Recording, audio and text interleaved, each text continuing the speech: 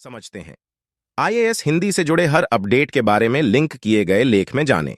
गुलाम वंश 1206-1390 ईस्वी। दिल्ली सल्तनत के पहले वंश गुलाम वंश की स्थापना 1206 ईस्वी में कुतुबुद्दीन ऐबक ने की थी। गुलाम वंश को मामलूक वंश के नाम से भी जाना जाता है।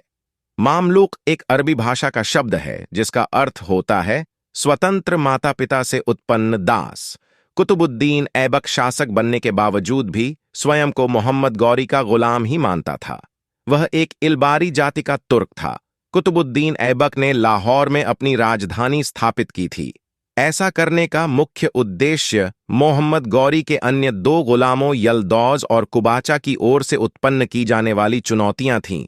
कुतुबुद्दीन ऐबक ने एक सूफी संत कुतुबुद्दीन बख्तियार काकी की याद में दिल्ली में कुतुब मीनार का निर्माण कार्य आरंभ किया था। उसने दिल्ली में एक मंदिर को तोड़कर कुव्वत उल इस्लाम मस्जिद का निर्माण भी कराया था। इसके अलावा वर्तमान राजस्थान के अजमेर में कुतुबुद्दीन ऐबक ने एक संस्कृत विद्यालय को तोड़कर अढ़ाई दिन का झोंपड़ा नामक मस्जिद का निर्माण भी कराया था। इल्तुतमिश गुलाम वंश का एक अन्य प्रमुख शासक हुआ था। इसे दिल्ली सल्तनत का वास्तविक संस्थापक कहा जाता है। इल्तुतमिश ने ही दिल्ली सल्तनत की राजधानी लाहौर से दिल्ली स्थानांतरित की थी। इल्तुतमिश ने चांदी का सिक्का टंका और तांबे का सिक्का जीतल आरंभ किया था। इल्तुतमिश की प्रमुख उपलब्धियां थीं इक्ता व्यवस्था की शुरुआत और चालीसा दल का गठन। इक्ता व्यवस्था के अंतर्गत इल्तुतमिश ने अपने साम्राज्य को विभिन्न इक्ताओं में विभाजित किया था। ये इक्ता एक प्रकार से प्रशासनिक और राजस्व इकाई हुआ करते थे और इनके मुखिया को मुक्ति या वली कहा जाता था। चालीसा दल को तुर्कान चहलगानी के नाम से भी जाना जाता था। इसका सर्वप्रथम उल्लेख इसामी की पुस्तक फुतूह उस सलातीन में प्राप्त होता है।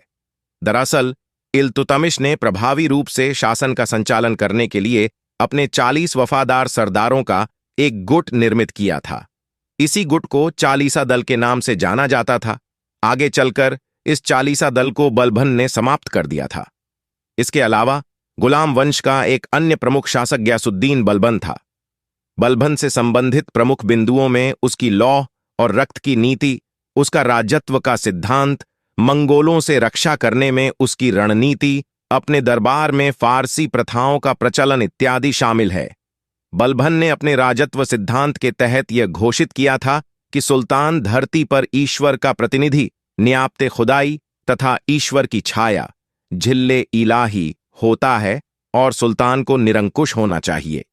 बलबन ने फारसी प्रथा के अनुरूप अपने दरबार में सिजदा और पैबोस नामक प्रथाएं प्रचलित की थीं।